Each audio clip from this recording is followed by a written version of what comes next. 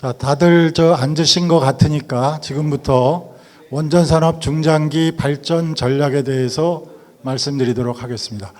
지금 기술 분과는 제가 사회를 보면서 발표를 하기 때문에 연이어 두 개를 발표를 하고 질문을 받는 그 시간을 갖도록 하겠습니다.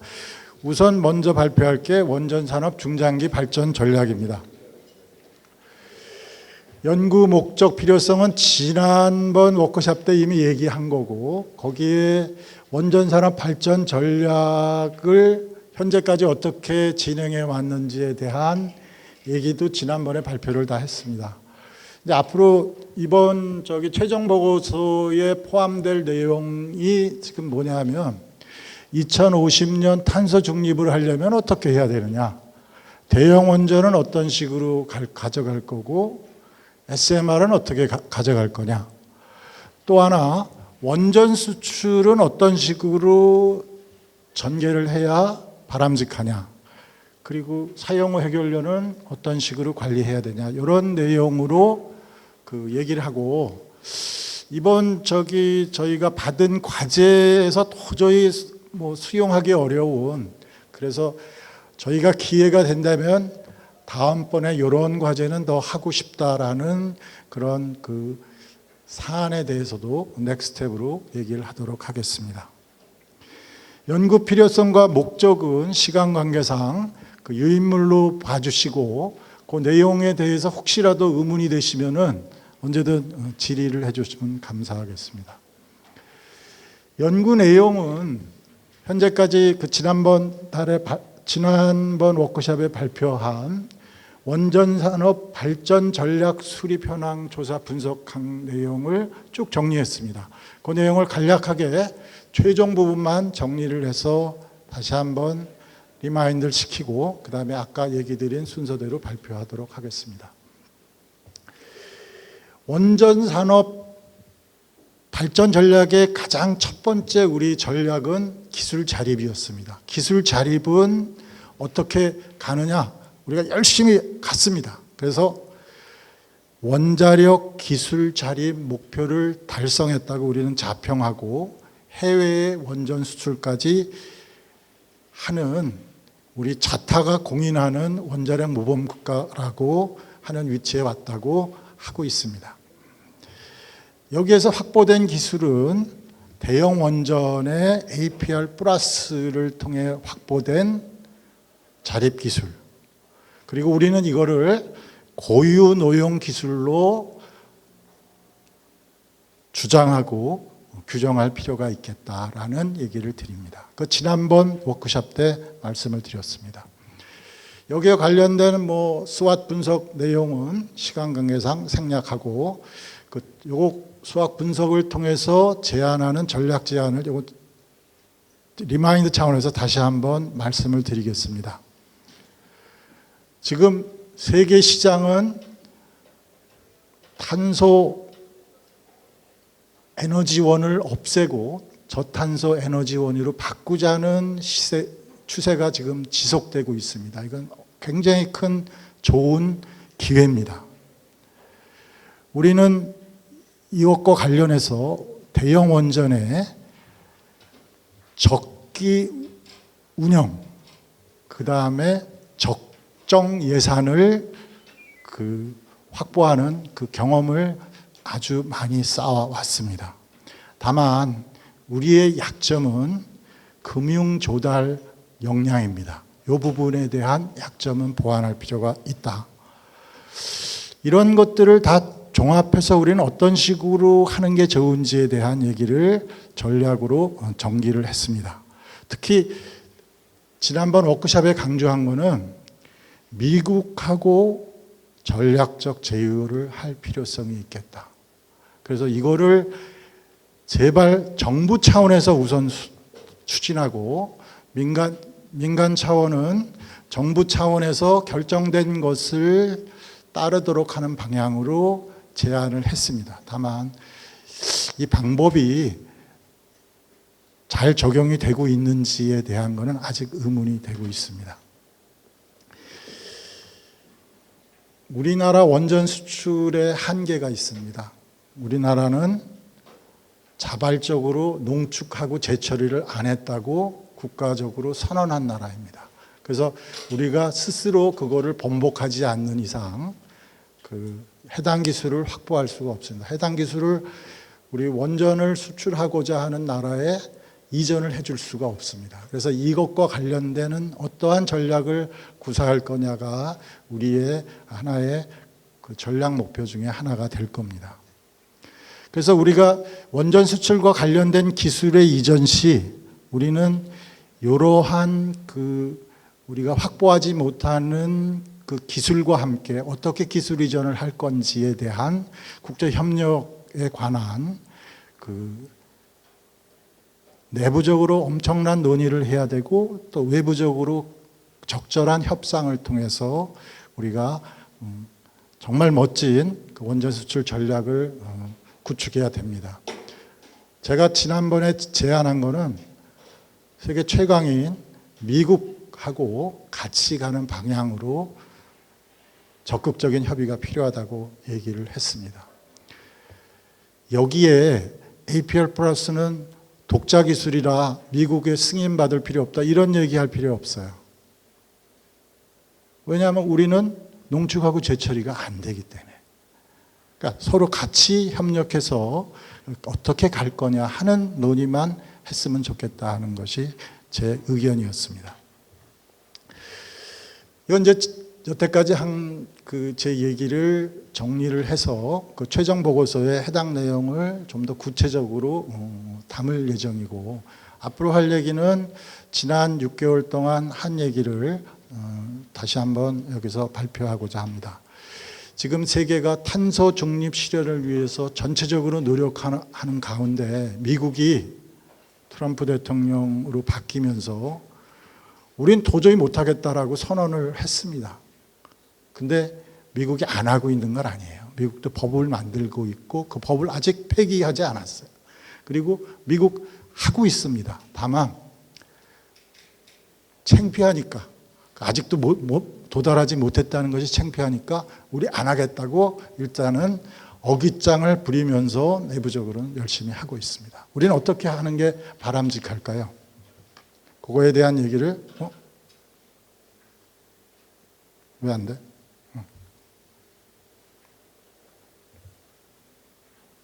이게 잘 안 되네.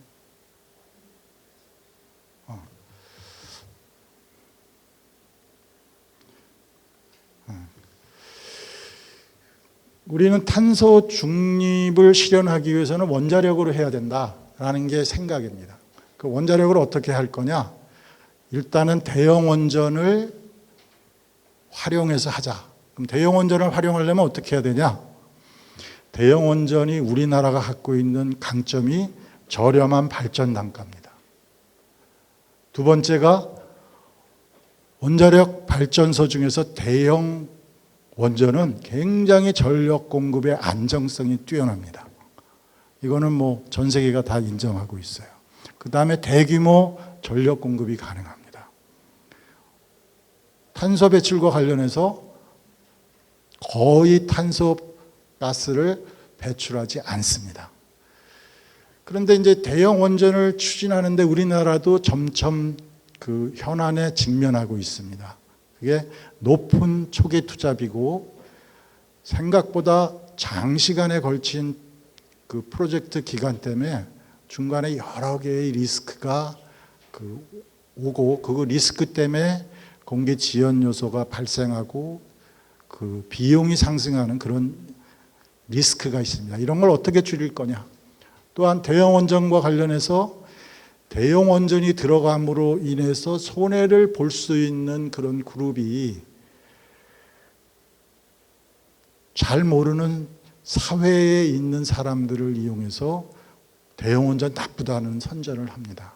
그 바람에 사회적 비용이 굉장히 많이 지금 늘어나고 있어요. 그래서 이 부분과 관련해서 사회적 수용이 낮을 경우 정말 추진에 어려움이 겪습니다. 지금 제가 발표하기 이전에 그 세 분이 그 얘기한 현안의 가장 큰 핵심이 사회적 수용성인 것 같아요. 사회적 수용성은 어떻게 제고할 거냐.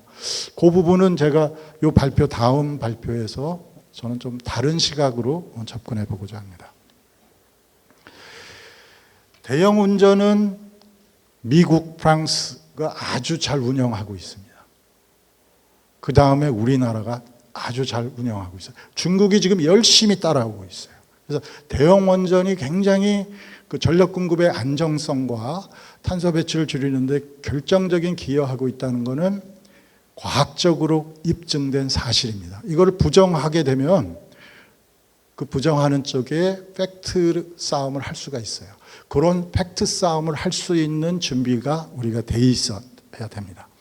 다만 대형 원전을 지속적으로 활용하려면 경쟁력을 계속 유지를 해야 됩니다. 그 중에 하나가 대형 원전과 관련되는 기술의 혁신을 계속해야 되고, 두 번째가 우리가 뭐 가장 지금 잘하고 있다고 전 세계에서 칭찬을 받고 있지만 사업 관리, 이거는 어떻게 더 잘할 거냐. 그 다음에 최근에 우리가 그 통과된 고준위 방패물인가 관리법, 그 관리를 어떻게 할 거냐. 저하고는 굉장히 다른 시각에서 법이 통과됐어요. 근데 하여간 법이 통과돼서 법 지켜야 됩니다. 소크라테스가 얘기한 것처럼 우리는 지켜야 되고, 거기에서 어떤 식으로든 솔루션을 찾아내야 됩니다. 우리는 뭐 법 개정이라는 말을 쉽게 하지는 말아야 된다는 게 제 입장입니다. 그게 원자력계가 갖고 있는 여태까지의 저력이었습니다. 우리나라의 저력. 그래서 그 부분에 대해서는 일단 우리는 법의 정신을 준수하는 쪽으로 하여튼 솔루션을 찾아보자 하는 게 제 제안입니다. 그렇게 할 경우 우리 그 대형 원전을 통한 탈탄소화 비용을 획기적으로 줄일 수 있다고 생각을 합니다. 이런 내용이 최종 보고서에 담길 것입니다. 실제로 우리나라는 다른 나라하고 다르게 대형 원전을 졌습니다. 여기에 초기 예상 비용하고 최종 예상 비용이 같은 나라는 한국밖에 없습니다. 중국은 비공개했는데 비공개한 이유를 알고 있습니다. 중국은 잘못되면 폐기합니다. 그리고 똑같은 걸 다시 만들어요. 그래서 그 비용에 대해서는 공개를 하지 않습니다. 하여튼 한국만 그 예산을 지켰고 공기를 준수했습니다. 근데 신한울 1, 2경우는 공기 준수했다고 보기는 어려워요. 근데 준수했다고 우리가 자평을 하는데 준수했다고 보기는 어렵습니다. 발전 단가를 비교를 해보면 초기 건설 예산 비용하고 그다음에 실제 건설 비용이 유사한, 그래도 유사한 게 유일하게 한국입니다. 다른 나라가 왜 우리나라 원전을 도입하려고 하냐 하면 계획 세운 대로 만들 수 있고 공급할 수 있고 운영할 수 있게 해주니까. 이게 굉장히 그 공공재원에서 중요합니다. 이 부분이 잘 되느냐 안 되느냐가 그 국민의 신뢰성을 얻는 데 제일 중요하거든요. 우리나라 원전이 이 부분에 대해서는 신뢰성을 확보했는데 왜 이 부분을 제대로 공개를 못하는지. 공개하고 있는데 왜 이 부분은 잘 국민들한테 납득이 안 되는지를 모르겠어요. 그래서 그 부분도 또 같이 다룰 겁니다. 기타 우리가 약한 부분이 금융비용, 그 다음에 규제 환경은 우리가 좀 좋아졌다가 최근에 급격하게 나빠지고 있습니다. 그 급격하게 나빠진 부분은 지난 그 연사분들이 다 얘기를 해 주셔서 좋은데, 그래도 아직까지는 서구 규제 환경보다 좋습니다. 그래서 더 악화되지 않도록 우리가 어떻게 해야 되는지 노력해야 될 것 같습니다. 종합적으로 우리나라는 아직 대형 원전을 지속적으로 활용할 기회가 있다. 그리고 대형 원전의 원전 수출 기회는 아직도 많다. 이렇게 말씀드릴 수가 있습니다. 그럼 대형 원전을 수출하려면 어떻게 해야 됩니까? 아까도 말씀드렸듯이 국제 관계를 어떻게 원활하게 가져가느냐, 이게 굉장히 중요합니다. 우리가 다시 한번 실수를 하지 않으려면 한미 관계를 어떻게 서로 국민들이 납득하고 서로 상대방을 납득시킬 수 있는 윈윈 전략으로 갈 수 있는지, 그거를 정말 조심스럽게 일단 비공개적으로 우리 내부적으로 그 프로세스를 다시 한번 정밀하게 분석하고, 그 다음에 어느 정도 정리가 되면 우리가 진짜 협력하고자 하는 나라와 그 내용을 허심탄회하게 공개적으로 논의를 해서 같은 방향으로 가고 있다는 공감대를 형성을 해야 될 겁니다. 요거는 지금 현재 남아있는 기간이론을 하기에는 조금 벅찬 거라 넥스트 스텝으로 제안하고자 합니다. 두 번째, 이제 대형 원전이 이제 더 이상 갈 수 없을 정도로 경제성과 그 다음에 이제 여러 가지 이제 사회 환경적인 영향이 나빠져서 갈 수 없다 그럴 경우에, 우리가 지금 미국에서 그 다음에 서구에서 열심히 추구하고 있는 SMR로 좀 바꿔보자. SMR이 왜 좋으냐? SMR은 일단 초기 투자 비용이 적습니다. 초기 투자 비용이 적다는 것이 굉장히 경제성으로 좋습니다. 우리가 개미 투자하고 그 다음에 큰 손들에 투자하고 다른 방식이, 개미들은 쉽게 투자했다 쉽게 포기할 수가 있어요. 큰 손은 그걸 포기를 못합니다. 이제 그런 방식의 투자 방식이라고 보고, 따라서 SMR은 유연성이 굉장히 강하다고 합니다. SMR의 이러한 추구 목적은 안전성이 대형 원전보다 획기적으로 좋습니다. 그래서 안전성에 대해서는 더 이상 고민 안 해도 된다. 근데 이거를 국민들한테 어떻게 설득할 거냐? 실제로 경험을 하도록 하면 됩니다. 왜냐하면 용량이 작기 때문에 바로 옆에다 놓고 분산 전환의 일환으로 경험을 지키면은 수용을 하게 됩니다. 경험을 통해서 수용성 확보하는 게 가장 좋은 수용성 확보더라고요. 이 SMR은 여러 가지 목적으로 다목적으로 활용할 수 있다는 것이 여러 가지 연구 결과로 나타나고 있습니다. 다만 문제점이 있어요. 이게 아직 개발이 덜 됐습니다. 그래서 개발 지금 선점하기 위해서 서로들 되게 노력하고 있어요. 그러면 어떤 식으로 가야 되냐? 우리나라도 SMR, 상용 가능한 SMR을 신속하게 개발해서 하여튼 다른 나라와의 경쟁에서 뒤처지지 않도록 해야 됩니다. 저희 분석에서 이렇게 예상하는 SMR이 대형 원전을 대체할 시기가 언제냐? 저는 2035년 이후에서 2045년 사이에 아마 대형 원전의 경쟁력을 추월하리라고 생각이 됩니다. 물론 SMR이 예상하는 바대로 충분히 상용화에 성공했을 때 얘기입니다. 이런 SMR이 성공적으로 런칭이 되려면 생각하고 있는 기술 개발이 속도가 나야 되고, 그 다음에 규제가 굉장히 이거를 서포트를 해줘야 돼요. 그래서 그럼 규제는 지금 우리나라 어떻게 해요? 우리나라 지금 열심히 서포트하려고 규제 연구를 이제 활발히 하고 있어요. 아직 규제 법제화가 아직 안 됐어요. 규제 연구가 이번 지금 연구재단이 아니라 안전재단 과제로 많이 나왔습니다. 그것이 다 성공적으로 됐을 경우 우리가 2035년에 상용화하는데 무리가 없을 거라고 희망적으로 예측은 하고 있습니다. 시장이 대형 원전이 급속도로 경쟁력이 없어지면 그 시장을 재생에너지가 가져가기 전에 SMR이 그 시장을 가져와야 됩니다. 그러니까 원전이 가졌던 시장을 가져오는 그런 방향으로 가야 되는데, 그러려면 어떻게 해야 되냐? 여러 가지 사회적인 욕구에 따른 그 다양한 그 SMR 그 에너지의 요구를 충족시킬 수 있도록 그 SMR 그 다양성 확보에 노력을 해야 됩니다.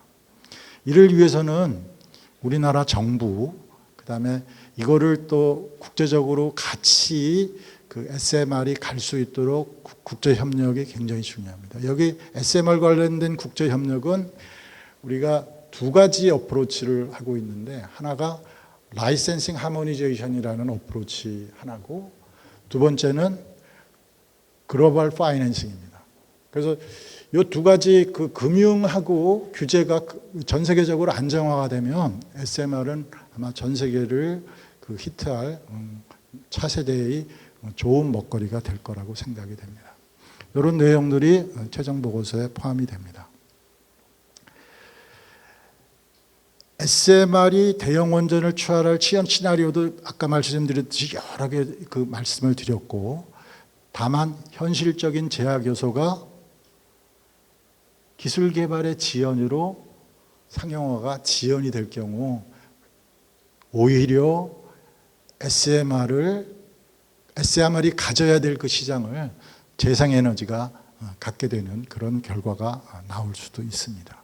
이러한 그 SMR과 재생에너지는 서로 상보관계라기보다는 서로 경쟁하는 에너지 관계라는 점을 명심을 해 주셔야 됩니다.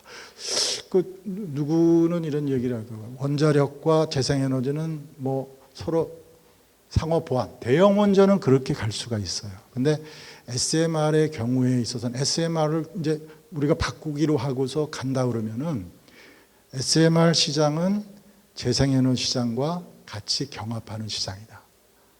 그거를 염두에 꼭 두셔야 됩니다. 그래서 그 SMR에 대한 사회적 수용성에 대해서 굉장히 심도 깊은 연구가 같이 추가가 돼야 될 것입니다.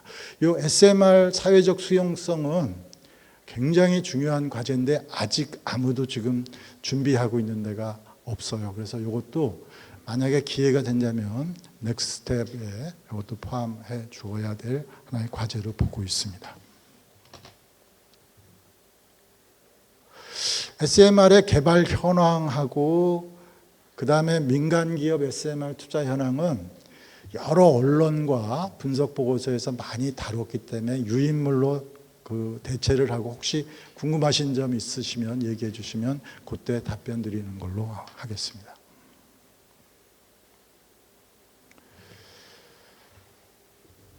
그 우리가 지금 생각하는 그 SMR 추진 방식은 그 대형 원전이 추구하던 방식하고는 약간 다릅니다. 대형 원전은 공공투자 위주로 그 갔다면 SMR은 민간의 참여를 유도하는 방식으로 가려고 합니다.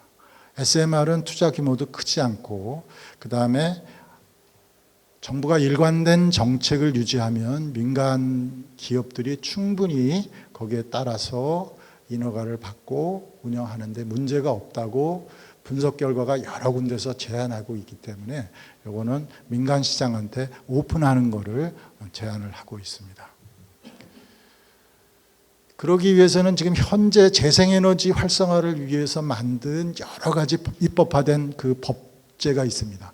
그것이 동일하게 지금 SMR에도 적용이 되는데, 그럼 그걸 적용할 경우에 어떤 식으로 적용하는 게 바람직한지에 대한 그 여러 차례 이제 기본적인 연구 결과가 나와 있는데, 그런 연구 결과를 좀 더 심화해서 정말 그 구체적인 연구를 할 수 있는 거를 어떤 민간 기업에서 조금 그 자금 지원을 해주면 이 부분에 대한 거를 심화 학습으로 해서 이런 정도로 그 SMR 사업화를 하면 정말 SMR 그 민간 사업화 추진에 문제가 없을 거다라는 얘기를 할 수 있을 것입니다.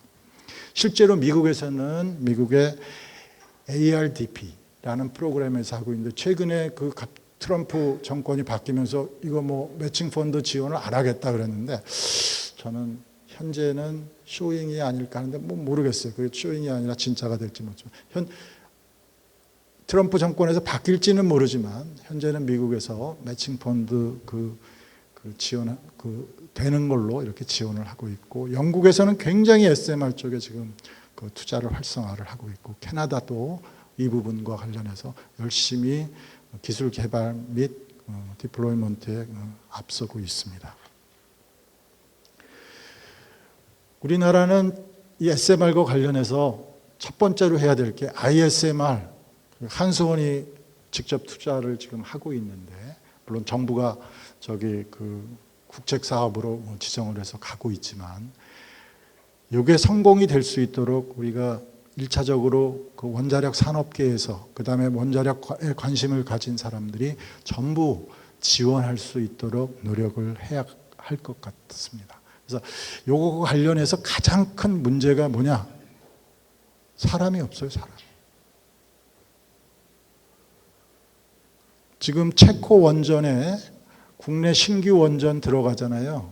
그러면 지금 한기가 뭐 사람 없다고 누가 지적했지만 사람이 진짜 없어요. 그럼 그 사람 없는 걸 어떻게 해결할 거냐? 제가 하나 얘기를 하면 지금 이겁니다. 불가리아의 현대가 AP1000이라는 거를 웨스팅하우스 같이 짓겠다고 했어요. 웨스팅하우스는 기자재만 공급합니다. 미국에서 뱅크럽시가 됐기 때문에 건설 한번 해보다가 건설은 다시는 안 한대요. 그러면 나머지 그 부분을 현대건설이 해야 되는데, 그 현대건설이 건설만 하는 게 아니라 지금 한기가 수행하는 아키텍트 엔지니어링 분야까지 해야 됩니다. 한기로서는 굉장히 새로운 분야예요. 현대건설로서는 굉장히 새로운 분야예요. 그 부분에서 그걸 추진하면서 상당 부분 인력이 또 그쪽으로 몰리고 있을 것 같습니다. 근데 또 있어요. 지금 뉴스케일도 있죠. 테라파워도 있죠. 지금 계속 국내 민간 기업하고 미국 이 SMR 개발자들이 협력하자고 지금 계속 녹화하고 있어요. 그러면 그 사람들은 어떻게 될 겁니까? 우리 심각하게 고민을 해봐야 됩니다. 근데 그런 얘기도 아마 다른 쪽에서 이미 심화 과정으로 다루고 있지 않을까 생각해서 그거는 심화 과정에서 나오는 솔루션으로 제안하면 될 것 같습니다. 다음에 다뤄야 될 게, 우리가 지금 그 UAE 원전 수출과 관련해서 뭐 한수원하고 한전이 내부적으로 정산 금액 갖고 지금 싸우고 있다고 하는데, 지금 핀란드하고 프랑스, 그 다음에 미국 보글에서 나오는 정산 비용 싸움하고는 전혀 아주 푼돈 갖고 지금 싸우고 있는 거고 아무 문제도 없습니다. 그러면 우리는 성공했다고 우리가 자평하고 있는 UAE 원전과 같은 수출을 또 하려면, 그다음에 체코 원전이 또 성공적으로 가려면 어떻게 해야 되는지에 대한 얘기를 드리고자 합니다. 원전 수출을 통한 원전 산업 지속화, 중장기 발전 전략은 시장이 있기 때문입니다. 시장이 있는 곳에 돈이 있고 거기에 발전이 됩니다. 그래서 시장이 없으면은 모든 게 의미가 없어요. 그래서 원전 수출 시장이 우리의 미래다, 이렇게 보는 겁니다. 그래서 원전 수출과 관련해서는 탈원전 했던 정부도 이 부분은 지원을 했어요. 그래서 원전 수출과 관련해서는 우리가 반드시 원자력계가 정부와 국회와 야당 여당 할 거 없이 초당적으로 뭐를 해야 되냐? 원전 수출은 한마음 한뜻으로 가자, 이거를 설득을 해야 됩니다. 그 다음에 원전 수출은 혼자 할 수가 없어요. 다른 나라와 같이 해야 되는데, 우리나라는 제가 제안드렸듯이 미국과 해야 됩니다. 그럼 미국과 어떻게 할 거냐? 이 부분을 심화 과정에서 좀 확실하게 디테일하게 논의를 하고, 그래서 좀 완성을 했으면 좋겠습니다. 심화 과정에서 다뤄질 내용이 하나가 한로 문제. 한로 문제는 사실은 SMR 문제지만 한로 문제도 굉장히 중요한 이슈예요. 또한 농축은 어떻게 처리할 거냐. 재활용, 우리가 제철이라고 하는데 우리는 재활용이라는 말로 순화를 하는데 재활용은 어떻게 할 거냐. 우리가 지금 사용후 해결료에는 직접 사용은 안 했지만 우리가 원천 기술, 좀 꺼졌네. 원천 기술로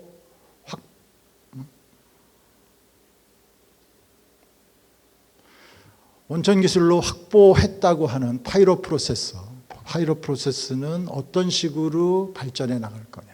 그럼 이것과 관련해서 국제협력은 어떻게 할 거냐. 이런 부분을 심도 깊게 우리가 분석하고 여기에 관련된 전략을 전개를 해야 됩니다. 이런 것이 넥스트텝에서 반드시 다뤄져야 되겠다. 그 이유는 원전 수출을 통해서 우리가 이거 하려면 이걸 확보를 해야 되기 때문에 그렇습니다. 미국과 협력한다고 그러는데 미국과 어떻게 협력할 거냐? 그 미국이 필요로 하는 것은 뭔지를 우리가 정리를 해야 돼요. 이거를 위해서는 우리 단독으로 머릿속에 상상하는 걸 갖고 안 돼요. 미국에 정말 똑똑하다고 하는 싱크탱크와 직접 커뮤니케이션도 해야 되고 미국이 무엇을 진짜 원하고 있고 초당적으로 협력하는 부분이 원자력 분야에서 뭐로 그러면 거기에서 우리가 해결해 줄 수 있는 거고 뭐고 그러면 미국이 또 우리 줄 수 있는 게 있을 거예요. 그거에 대한 그 공통 분모를 찾는 이런 노력을 심화 과정에서 좀 했으면 좋겠습니다. 결국은 우리의 목표는 미국하고 공동 진출하고 협력하는 그러한 방식의 논의를 상설화를 해가자. 지금 한미 원자력 협정에 이미 그 상설화를 위한 그 역할을 하는 창구가 있어요. 한미 그 고위급 회담이라고 하는 그게 그 협정에 아주 명시가 되어 있어요. 그래서 그 채널을 이용하면 굉장히 유용한데 어느 순간에 이게 폐기가 됐어요, 지금. 그래서 이걸 어떻게 복원하는 게 가장 바람직한지 그런 얘기도 같이 제안을 하는데 포함을 시켰으면 좋겠습니다. 그 원전 도입국과의 이제 협력을 위해서 우리는 원전 수출을 어떻게 해나갈 거냐에 대한 로드맵도 우리 나름대로 정립을 해야 되고, 그 다음에 원전 그 도입국과 어떤 식으로 협력해 갈 거냐 하는 워킹 그룹을 구축을 해야 되고, 또한 우리 나름대로 그 중장기 목표를 선정을 해서 그 목표를 달성하기 위해서 구체적으로 계획을 제안할 필요가 있습니다. 이런 내용들이 아마 넥스트텝에서 좀 포함해서 좀 했으면 하는 얘기들입니다. 다음은 이 원전 수출뿐이 아니라 국내의 사회 수용성과 관련해서 그 중요한 사용후 해결료 관리에 대한 얘기입니다. 사용후 해결료 관리에 대한 그 대형 원전과 관련해서는 앞에 두 분께서 너무 잘 얘기를 해주셔서 저는 간략하게 다 얘기를 안 하고 미국 얘기도 안 하고 다 딱 하나만 정리하고자 합니다. 신속하게 중간 저장 시설을 확보해야 됩니다. 왜? SMR을 운영하려면 SMR 부지에는 사용후 해결료를 놓을 장소가 없어요. 미국도 그걸 인지해서 지금 중간 저장 시설 빨리 확보하려고 지금 공론화를 하고 있어요. 우리 이거 확보하지 않으면 SMR 그냥 지상으로만 만든다는 거지 실제로 질 수가 없어요. 저봐야 운영이 안 되는데. 그래서 SMR을 활성화하려면은 중간 처분장은 천천히 해도 돼요. 중간 저장을 빨리 확보해야 됩니다. 제 아이디어는 여기엔 언급은 안 했지만 제 아이디어는 이겁니다. 중간 저장이라고 지정만 하고 거기에 수송 및 저장하는 캐스크를 같이 할 수 있는 거를 캐스크를 해서 그냥 거기다가 놓자.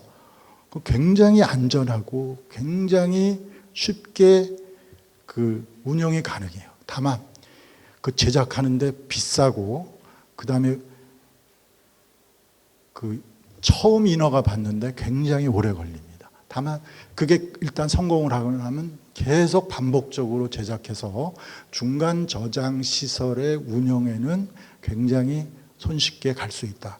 근데 이런 얘기들을 이제 해나가야 되는데 이런 얘기를 하는 사람들이 없어요. 지금 처분 URL 연구 참 돈 쓰는 데만 관심이 있는 것 같아서 미래를 위해서 신속하게 중간 저장에 관한 논의를 어떻게 활성화해야 될 거냐 이 얘기를 해야 됩니다. 이거는 사용 후 해결료 관리에 관한 심화 과정에서 왜 이 중간 저장 시설의 확보가 굉장히 중요한지에 대한 심화 학습을 좀 해보고자 합니다.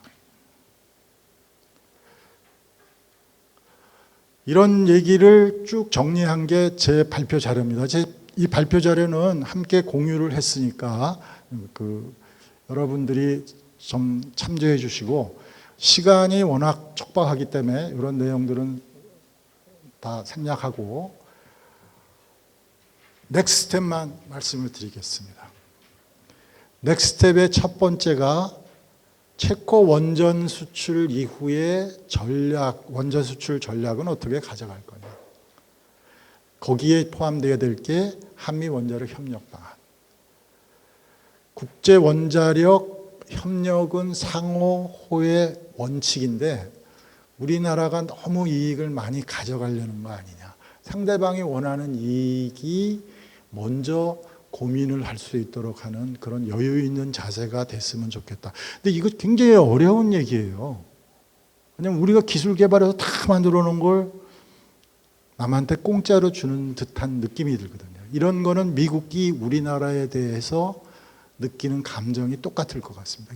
이러한 것을 서로 허심탄회하게 논의할 수 있는 방식, 그러려면 어떤 식으로 해야, 이런 거를 심화 과정에서 좀 했으면 좋겠습니다. 그러면 이런 논의를 통해서 그럼 중장기 원전 산업을 지속적으로 유지하려면 어떻게 해야 되냐? 우리가 지금 아까 언급했듯이 개괄적으로 2035년에서 45년 사이에 대형 원전 시장에서 SMR 시장으로 간다고 하는데 진짜 그런 건지, 우리가 이건 정말 디테일하게 분석하고 그다음에 다른 나라의 상황, 우리나라의 상황 이런 걸 면밀하게 검토해서 우리는 이때가 타겟이다. 그래서 이때 타겟을 위해서 SMR 디플로이먼트는 어떤 식으로 전개를 해야 되고 대형 원전의 그때까지 생존을 위해서는 어떤 식으로 해야 되는지에 대한 좀 상세 검토를 해야 될 것으로 봅니다. 그다음에 우리나라 국민들하고 그다음에 원자력계하고 그다음에 탈원전 쪽하고 계속 같이 디베이트하는 이 부분이 기술 자립이라는 게 뭐냐. 그래서 이 기술 자립에 대한 국민 공감대를 같이 형성하고 요거에 대해서 국제적으로도 용인받을 수 있는 그러한 얘기도 좀 넥스트텝에서 좀 하고 싶습니다. 그래서 국민과 함께 하는 원자력이 될 때 우리 중장기 원자력은, 원전 산업은 충분히 지속이 가능하리라고 봅니다. 제 발표는 여기까지입니다.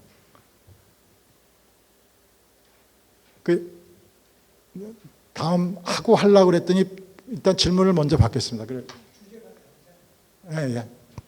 우리 저기 뒤에 지금 질문이 아니고요. 예.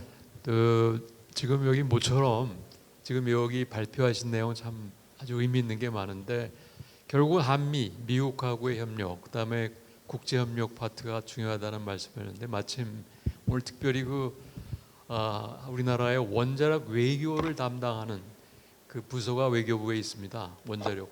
근데 이제 공부하러 왔지만은 아까 말씀하신 분야에 대해서 아직 초기 단계이지만은 우리가 어떻게 미국하고 협력을 하느냐. 한 가지 정정하자면은 한미 고위급 회의 그게 폐기된 건 아니고요.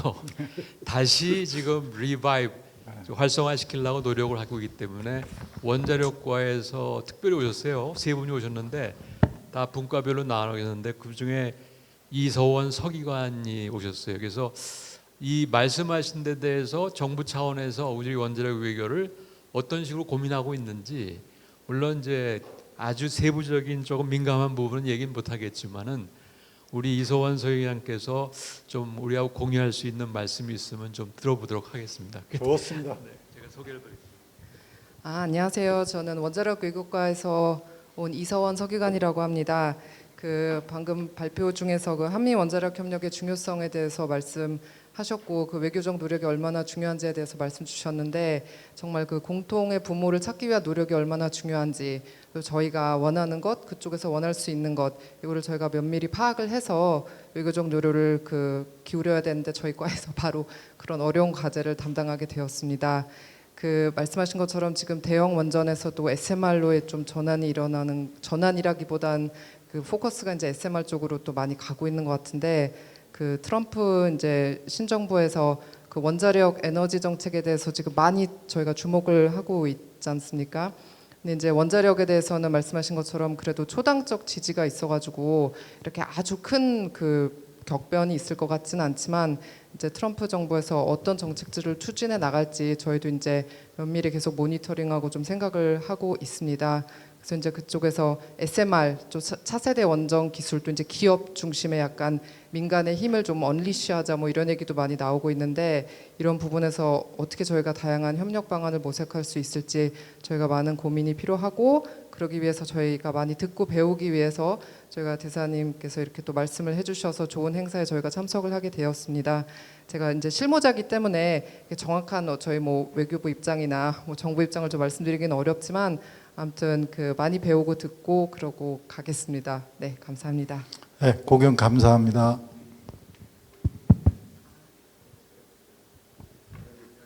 그 또 말씀하신 그 HLBC 관련돼서도 저희가 그 정말 폐기된 건 아니고, 그 제가 알기로 이제 미국이 체결한 양자 원자력 협정 중에서 이렇게 고위급 위원회를 이렇게 상설화시킨 경우가 저는 없는 걸로 알고 있어요. 이렇게 작은 위원회들은 있더라도 이렇게 그 전략급 위원회를 만든 거는 이렇게 처음 사례로 제가 일단 제 선에선 알고 있어가지고, 저희가 이제 이 채널을 잘 활용하기 위해서 또 많이 고민하고 또 노력을 해 나가겠습니다. 저희가 뭐 잘 인지하고 있고, 그쪽에 대해서도 많이 고민을 하고 있습니다. 감사합니다. 감사합니다. 예. 굉장히 그 많은 그 내용을 말씀하셨는데, 제목이 전략이니까 그 앞으로 전부 다 숙제거리 같아요. 숙제를 해야 되는 그 숙제 이슈를 던지셨는데, 뭐 전 두 가지만 한번 간단하게 보면 SMR하고 한류 이야기를 하셨어요. 과연 이제 우리 입장에서 한류를 장착한 SMR을 만들어 갖고 기술을 입증해서 밖에 나가면 좋겠지만, 과연 그 우리의 지정학적 상황에서 우리가 한류를 구할 수 있겠는가?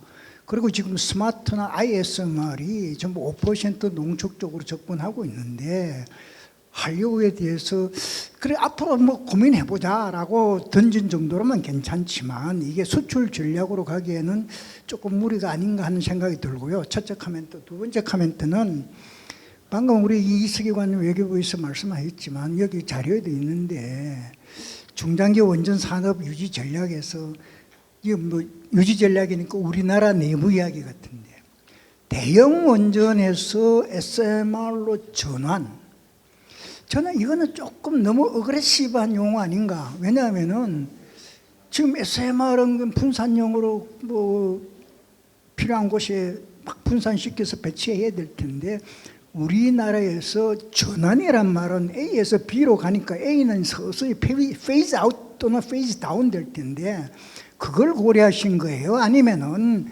공존을 하는데 중심축을 대형에서 SMR로 좀 축을 옮기자 하는 그런 뜻이에요? 제 보고서에는 이 내용이 이제 상세하게 달릴 건데 여기선 언급을 안 했는데, SMR의 그 최종 목표는 뭐냐면 이미 메이드 된 거예요. 그래서 그냥 설치만 하면 돼요. 그냥 설치도 요건이 되게 단순해요. 그냥 놓기만 하면 돼요. 거기다가. 그게 목표입니다. 즉 원하는 장소에 언제든지 공급하고, 사용 후 해결료는 그 연료가 다 사용되면 그 공급자가 가져가서 재활용을 하고 거기에 또 새로운 걸로 대체한다. 이게 지금 궁극적으로 추구하는 목표입니다. 이 얘기는 뭐냐면 우리 건전지 있죠.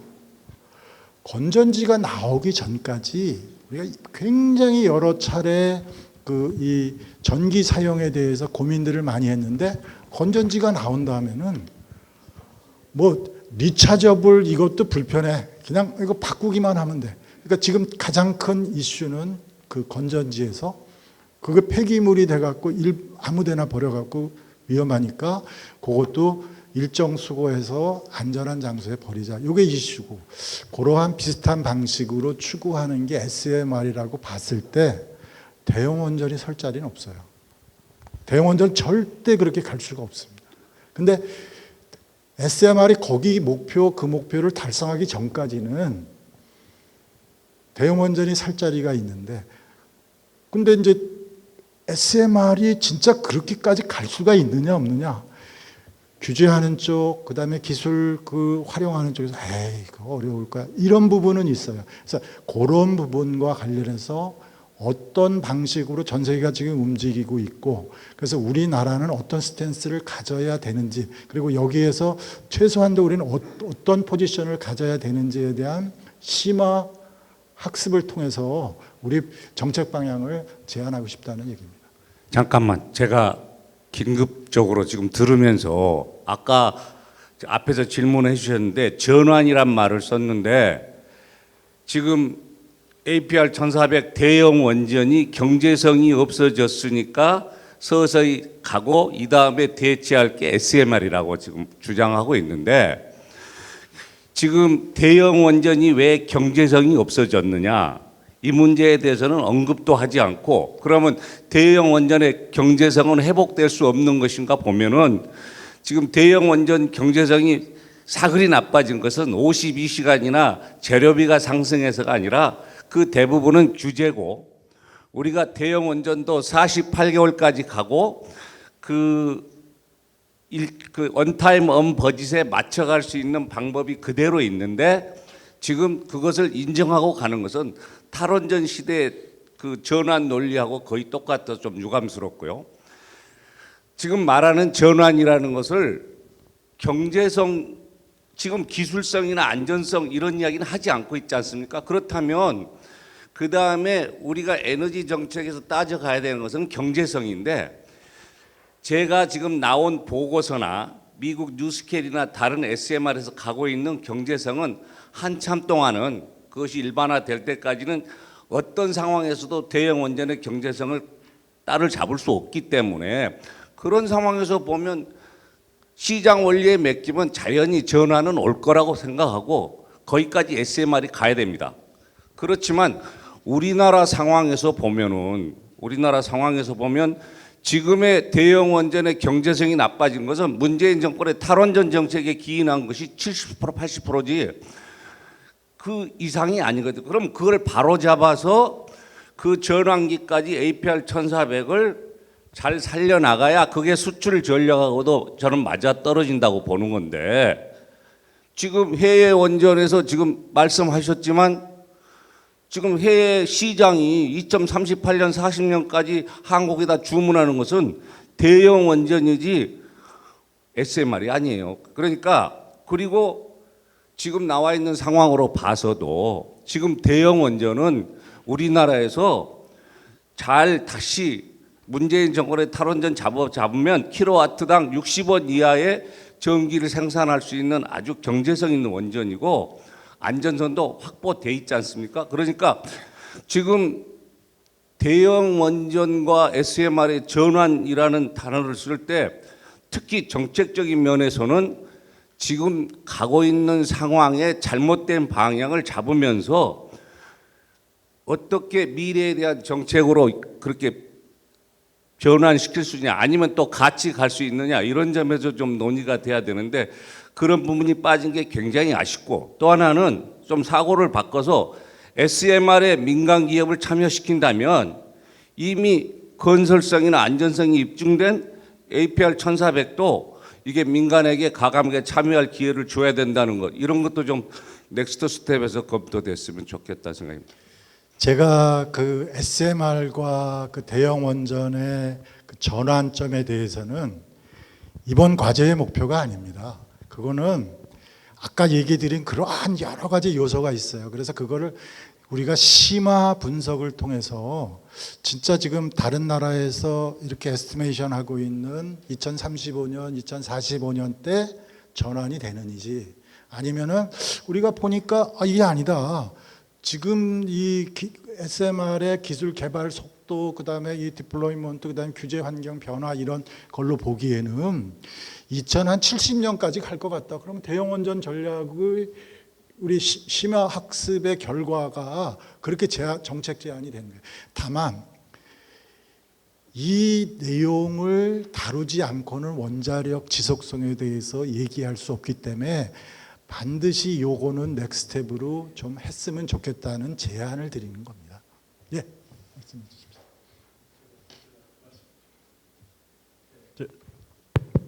예, 제가 한 말씀 드리겠습니다. 보고서에 뭐 여러 가지 좋은 말씀 많이 담아주시고 말씀해 주셔서 감사드리고요. 한 가지만 좀 제가 말씀을 드리겠습니다. 다들 아시는 바와 같이 국내 원전 기술이 이제 세계가 부러워하는 그런 어떤 강력한 경쟁력을 가진 그런 기술력을 갖고 있고, 그걸 통해서 국내 원전 산업과 이제 세계 원전 산업을 우리가 리드할 수 있는 역량을 가지고 있고, 해외 시장을 우리가 진출하기 위해서 여러 가지로 미국과의 어떤 협력 관계를 해서 한다는 것에 대해서 저도 100% 동의하고 앞으로 그렇게 나아가야 된다고 생각합니다.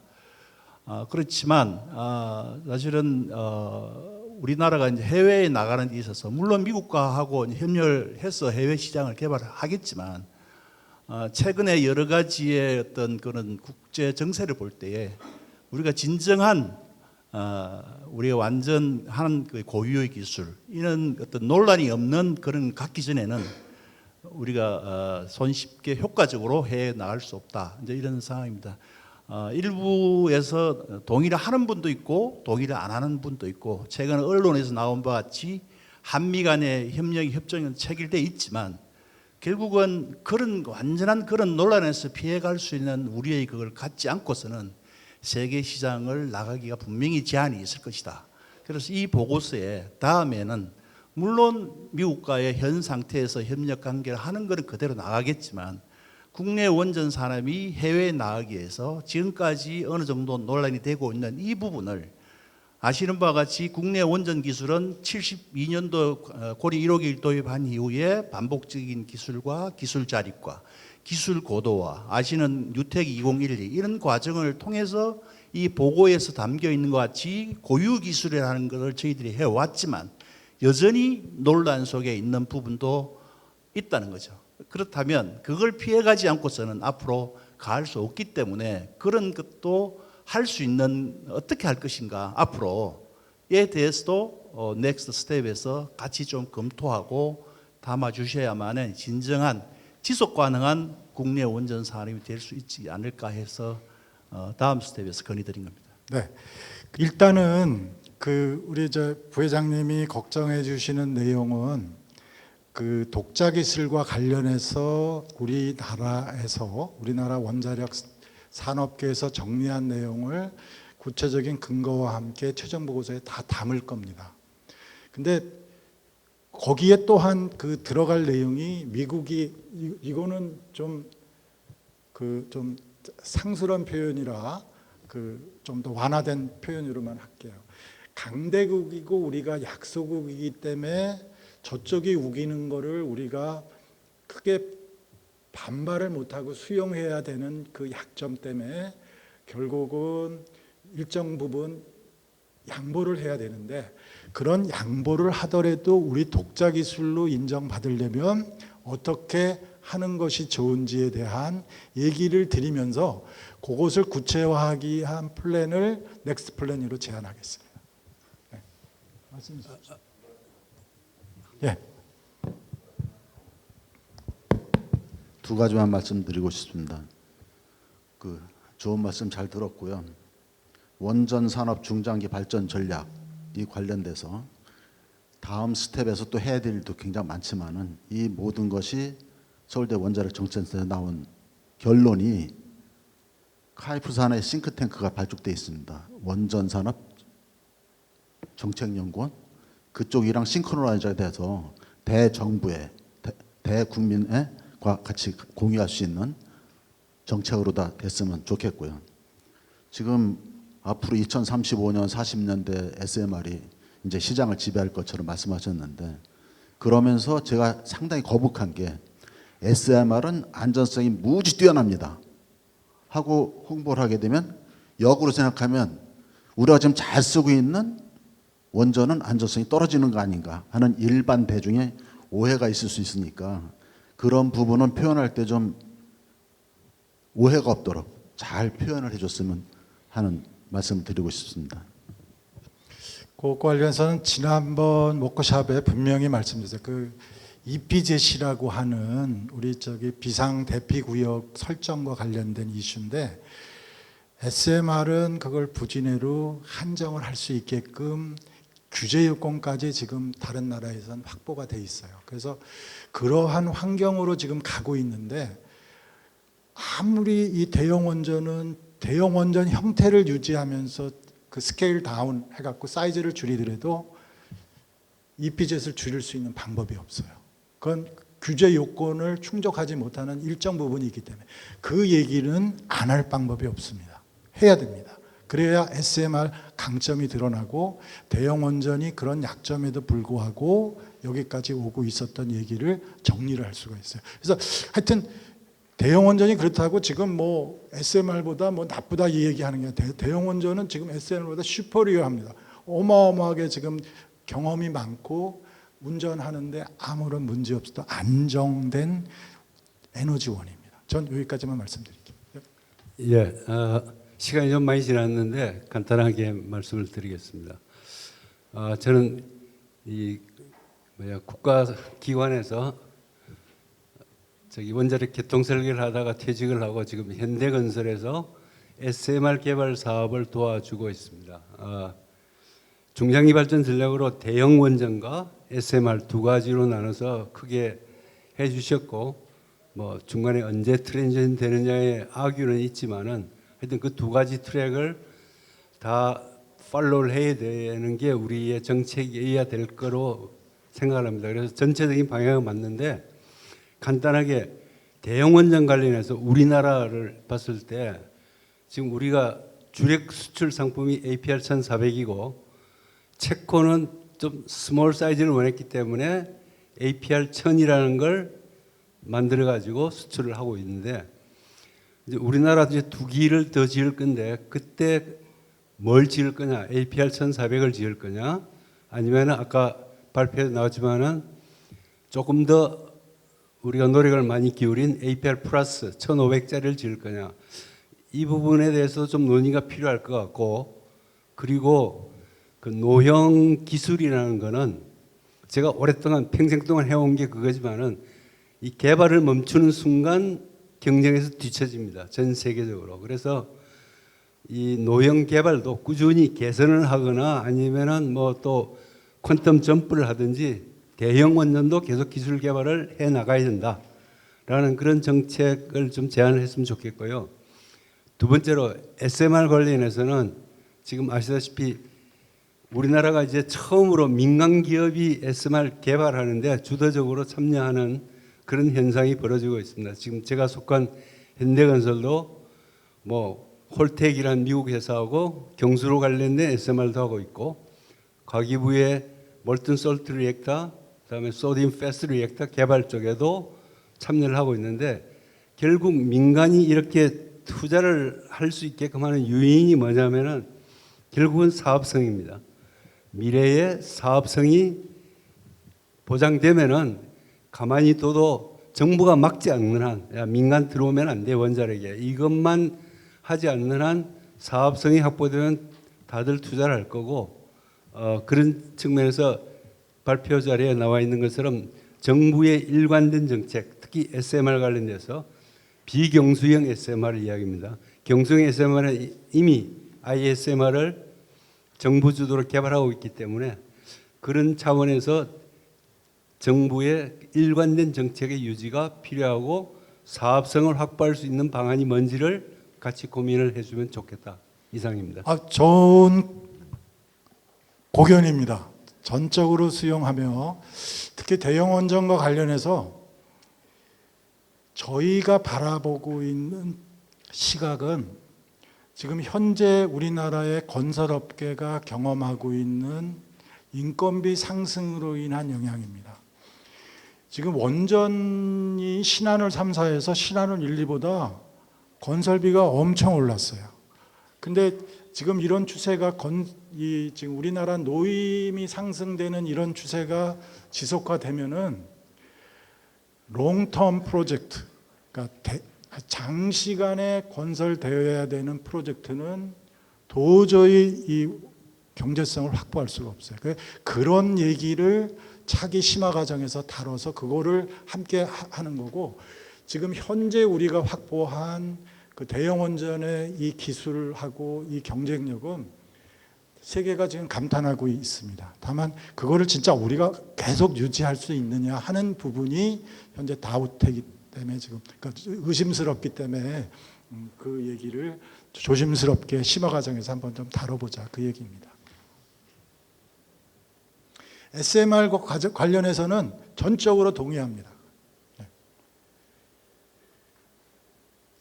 그 다음에 사실 다음 얘기를 해야 되는데, 다음 얘기는 나눠드린 그 유인물에는 포함되지 않은 얘기를 좀 할 겁니다.